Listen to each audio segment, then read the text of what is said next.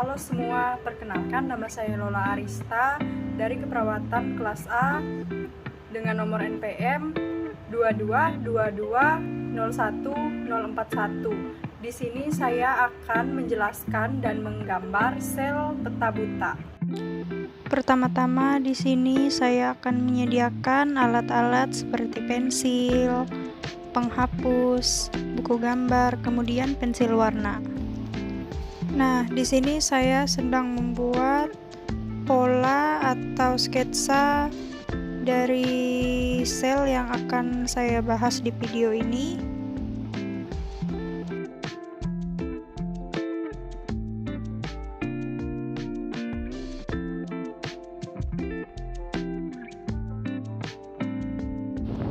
Lalu ini adalah pola dan sketsa sel yang telah saya buat beserta bagian-bagian selnya.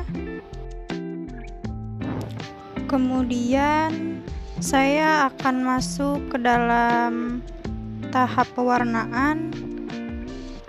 Ini adalah proses saat saya sedang mewarnai sel yang akan dibahas di video ini.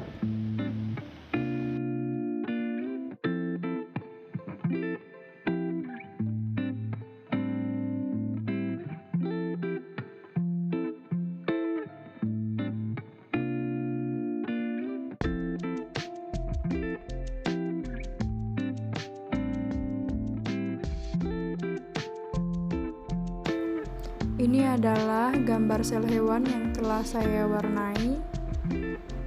Lalu ini adalah gambar sel peta buta atau sel hewan yang telah saya beri nama.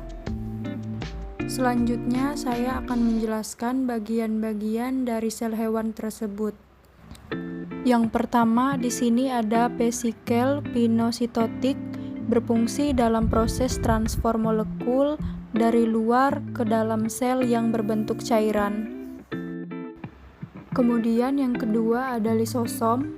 Lisosom berfungsi untuk melakukan pengontrolan pencernaan intraseluler, kemudian melakukan pencernaan matel dengan fagositosis.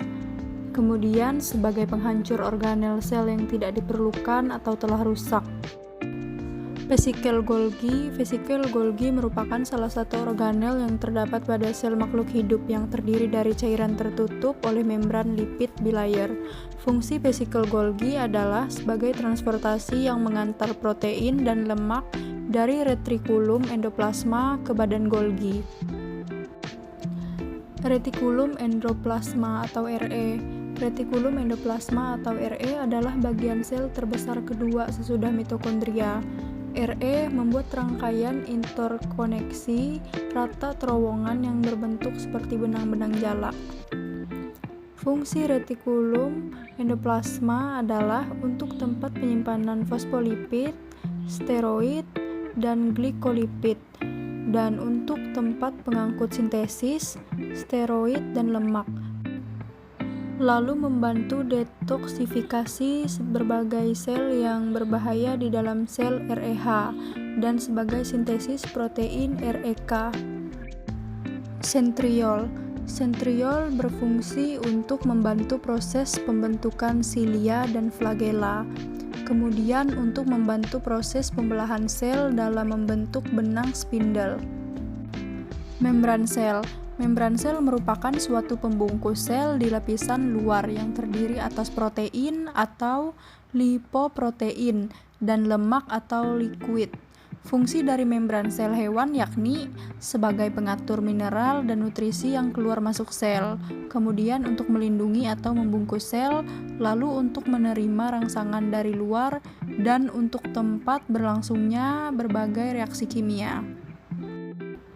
Mitokondria. Mitokondria atau mesin sel terbentuk hampir sama dengan cerutu dan mempunyai dua lapisan membran yang berlekuk disebut kristas. Dalam bentuk tunggal, mitokondria disebut dengan nama mitokondrion. Mitokondrion dapat merubah energi kimia merubah ke energi lain. Fungsi dari mitokondria adalah untuk tempat respirasi seluler dan untuk penghasil energi dalam bentuk ATP. Aparatus Golgi berfungsi melepaskan sekresi pada permukaan sel, membentuk mikrosom serta akrosom, membentuk kantung vesikula untuk sekresi sel, dan membantu proses pembentukan dinding sel. Nukleolus bertanggung jawab untuk pengumpulan dan transkripsi RNA, khususnya asam nukleat, ribosom, atau RNA. Selain itu, nukleus bertanggung jawab untuk melakukan sintesis ribosom yang penting untuk melakukan aktivitas di seluruh sel. Nukleus atau inti sel merupakan bagian sel yang melakukan pengendalian dan pengaturan aktivitas sel mulai dari proses metabolisme sampai proses pembelahan sel. Fungsi dari nukleus adalah tempat terjadinya replikasi, sebagai penjaga integritas gen, kemudian pengontrolan kegiatan sel dengan mengelola ekspresi gen, lalu sebagai penyimpan informasi genetik, dan sebagai pengendali proses metabolisme dalam sel. Mikrotubulus terletak pada sitoplasma yang berada di sel eukariot.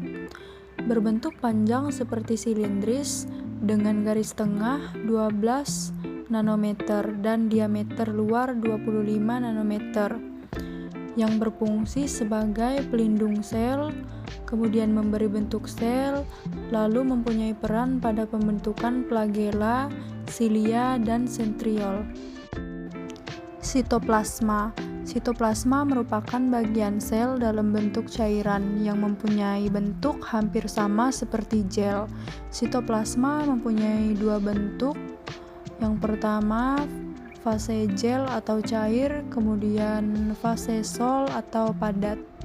Sitoplasma berfungsi untuk tempat berlangsungnya metabolisme sel, kemudian untuk sumber bahan kimia sel. Kemudian yang terakhir ada ribosom. Ribosom berfungsi untuk menghasilkan protein dan melangsungkan sintesis protein. Jadi, sel hewan merupakan sel eukariotik yang terdapat pada hewan. Umumnya, sel hewan adalah suatu bagian organel paling kecil yang mempunyai selaput tipis. Sel hewan mempunyai kelebihan dalam membuat duplikat dengan mandiri, dengan cara melakukan pembelahan sel. Pada sel hewan, terdapat suatu larutan koloid yang berisi senyawa kimia. Senyawa itu memiliki fungsi dapat memproses pembelahan ataupun fotosintesis. Demikianlah tugas praktikum saya ucapkan terima kasih.